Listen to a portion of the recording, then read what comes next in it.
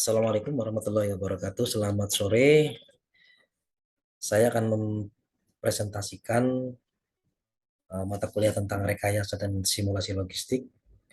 Ini saya ambil dari jurnal tentang sistem logistik. Ini saya akan share.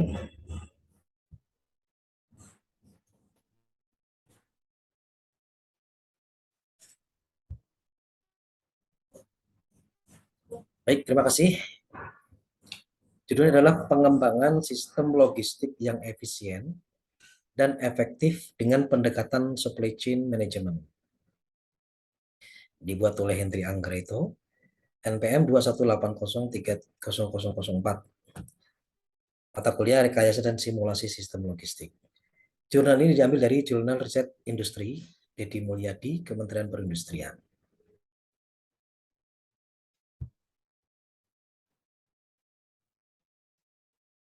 Dengan perdagangan bebas di era globalisasi saat ini, dan semakin ketatnya persaingan dalam sektor industri, ini menuntut pengusaha untuk dapat survive dan menjadi pemenang dalam persaingan. Dalam jangka panjang, faktor yang menentukan keunggulan kompetitif adalah satu, kemampuan untuk menciptakan barang dan jasa dengan biaya rendah dan kontinu. Kecepatan perusahaan untuk cepat tanggap terhadap kemauan pelanggan dibanding pesaing, itu yang nomor dua. Tapi melihat kondisi sekarang, Indonesia masih sulit untuk mencapainya karena kinerja logistik Indonesia masih jauh dari memuaskan. Tingginya biaya logistik saat ini tentu saja menghambat ketersediaan komoditas strategis dan bahan pokok bagi masyarakat dan turunnya daya saing industri. Indonesia sebagai negara kepulauan ini membutuhkan sistem logistik yang terintegrasi, efektif, dan efisien guna meningkatkan daya saing. Untuk memperoleh sistem logistik yang terintegrasi, ini akan dikembangkan sistem logistik yang efektif dan efisien dengan menggunakan supply chain management yang berbasis pada sinkronisasi, integrasi, dan kolaborasi berbagai pihak terkait yang diwadai dalam suatu tatanan kelembagaan yang didukung oleh penyedia jasa logistik yang terpercaya dan profesional.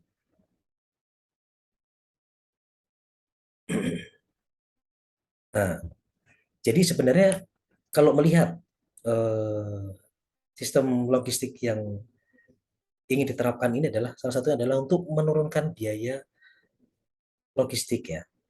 Sebagai contoh, pada saat terjadinya COVID-19, ini benar-benar logistik itu lumpuh total. Karena semua pelabuhan itu tutup. Jadi meskipun ada karyawan yang mereka rata-rata work from home, kan tidak mungkin dikerjakan di rumah untuk proses clearance, proses penyimpanan kontainer, bongkar muat kontainer, kan tidak mungkin. Itu pasti harus ke pelabuhan. Dan ini terhambat. Hampir semua port di seluruh dunia itu lumpuh total. Akhirnya apa yang terjadi? Kontainer-kontainer yang berisi maupun kosong itu tertumpuk di masing-masing port di negara masing-masing. Akhirnya pada saat COVID-19-nya sudah mulai mereda dan sudah mulai ada kegiatan ekspor impor, ini apa yang terjadi? Contoh, saat Indonesia ingin melakukan ekspor ke negara lain, contoh ke India. Nah, kita kan membutuhkan yang namanya kontainer kosong. Pada saat kita mencari kontainer kosong, itu bukan hanya kontainernya yang kosong, tapi benar-benar kontainer nggak ada atau terbatas. Dan ini otomatis jadi rebutan oleh perusahaan-perusahaan, terutama perusahaan-perusahaan besar. Bagi perusahaan-perusahaan besar itu mereka akan lebih mudah mendapatkan kontainer tersebut. Kalau yang hanya satu atau dua kontainer, sangat sulit untuk mendapatkannya. Akhirnya apa yang terjadi?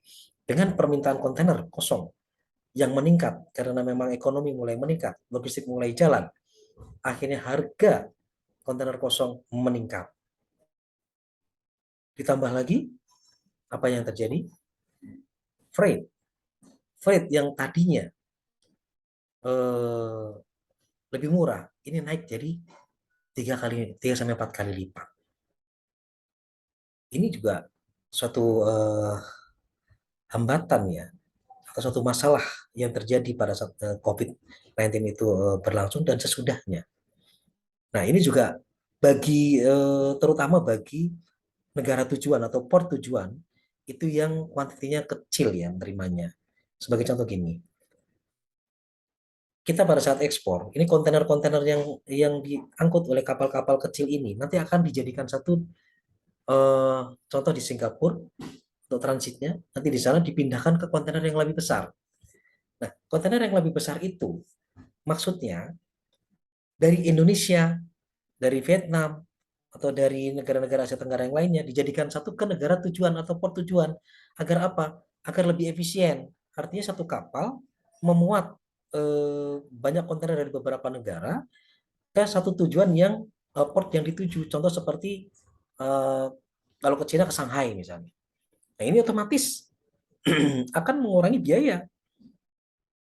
Tapi yang jadi masalah adalah pada saat kontainer-kontainer kecil itu datang ke Singapura sebagai tempat transit, ternyata jumlah kontainer tidak penuh atau hanya setengahnya saja dari kapal yang disediakan, kapal besar yang disediakan untuk menuju ke port tujuan, otomatis itulah yang menyebabkan biayanya semakin tambah. Dan itu sebenarnya sudah diperkirakan oleh pihak pelayaran bahwa untuk negara tujuan atau port tujuan itu sangat jarang, otomatis harganya akan jadi mahal.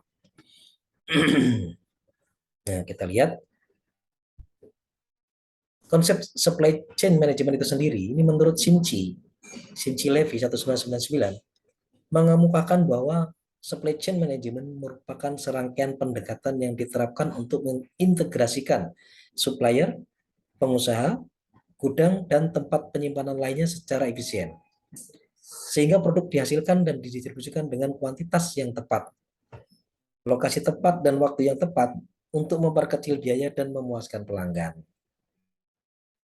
Persaingan saat ini tidak hanya antar perusahaan, tapi juga antar supply chain yang lain.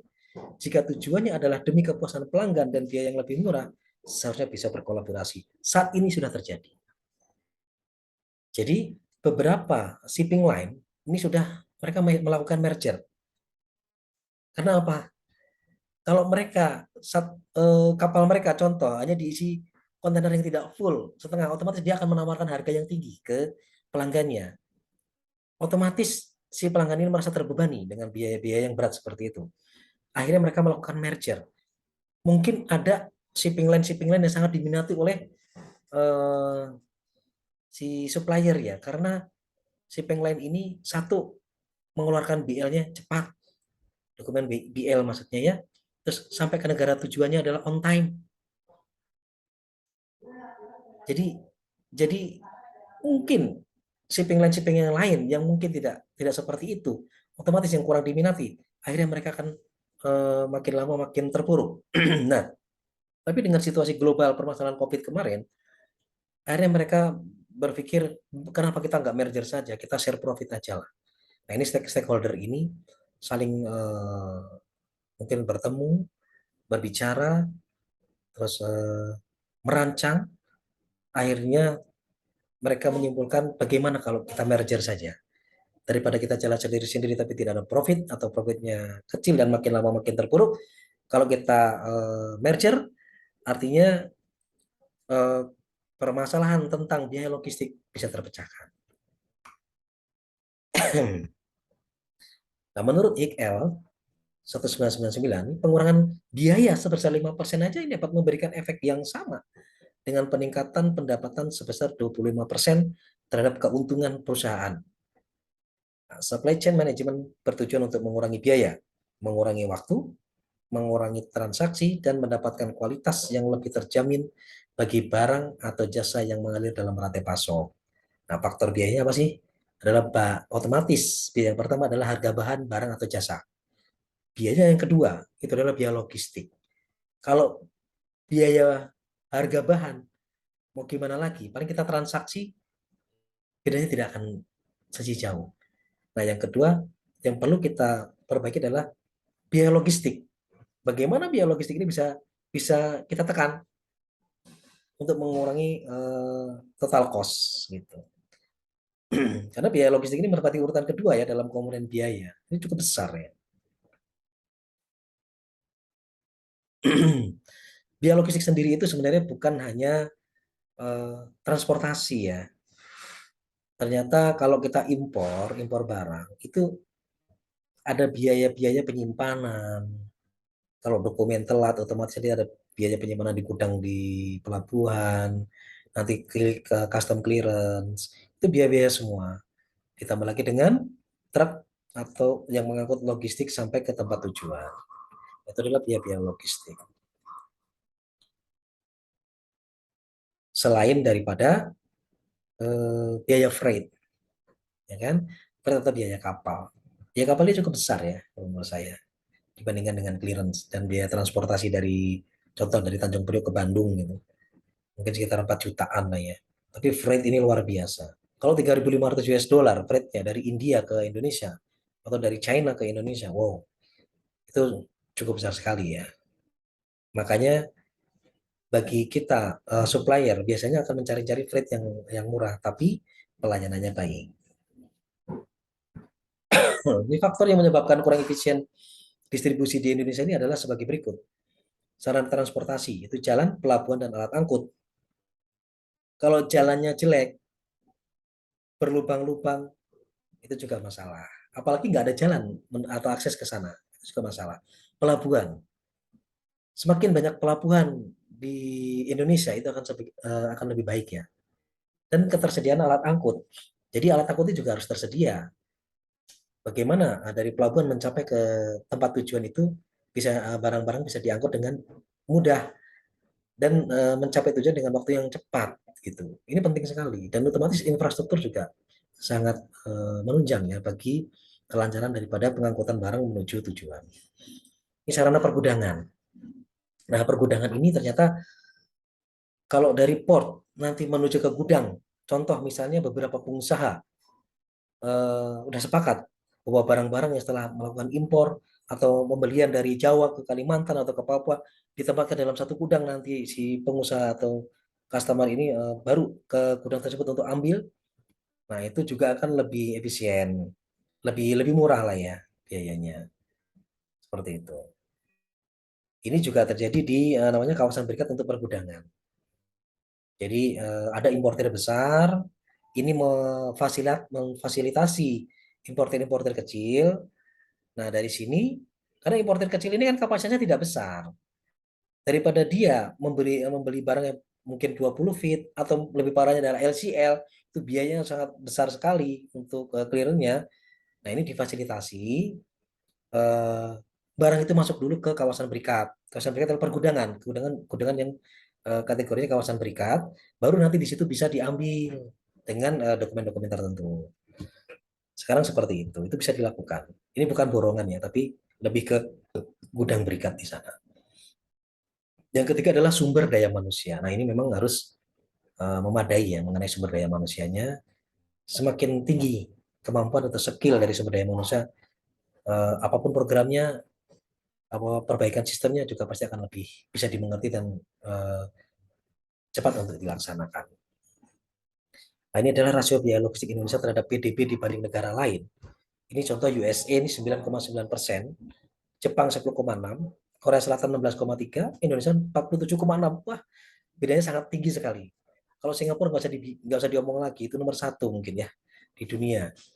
Eh, Cetak biru pengembangan logistik nasional 2010. Tapi pada tahun 2022 ini persentasenya sudah lebih meningkat atau lebih turun, sorry, ini lebih turun menjadi 22%. Ini biaya kos logistiknya. Artinya terjadi perbaikan. Dan dalam urutan di dunia dari mungkin 150 negara, Indonesia itu dari tahun 2010 itu sekitar ranking 43. Tapi 2018 ranking 46. Sampai sekarang mungkin ya masih di kisar 40-an ya. Nah, ini memang pemerintah sih menginginkan bahwa posisi Indonesia harus lebih baik lagi dalam supply chain ini ya, untuk distribusi ya. Penerapan supply chain management sebagai salah satu upaya peningkatan daya saing dan menjadi perhatian para stakeholder antara lain, yaitu satu adalah menciptakan hubungan antar rantai agar lebih spesifik pada bidang usaha sehingga terbentuk pola yang terpadu dan saling terkait. Yang kedua, dukungan dari manajemen dimulai dari proses perencanaan, perorganisasian, koordinasi, pelaksanaan sampai pengendalian. Yang ketiga adalah membangun kemitraan dalam satu kesepakatan pada keseluruhan rantai tadi yang sudah saya jelaskan di awal. Yang keempat adalah membangun sistem informasi yang terintegrasi di setiap bagian yang terlibat dalam sistem rantai pasok sehingga bisa mendukung kinerja dan produktif. Jadi bersaing boleh. Memang dalam usaha kita harus bersaing. Tapi ada kalanya kita harus bekerja sama ternyata ya untuk memberikan pelayanan yang baik terhadap konsumen kita. Ya, bagi-bagi profit lah agar sama-sama perusahaan bisa berjalan dengan baik dan lancar. Nah, ini adalah langkah-langkah perbaikan ya.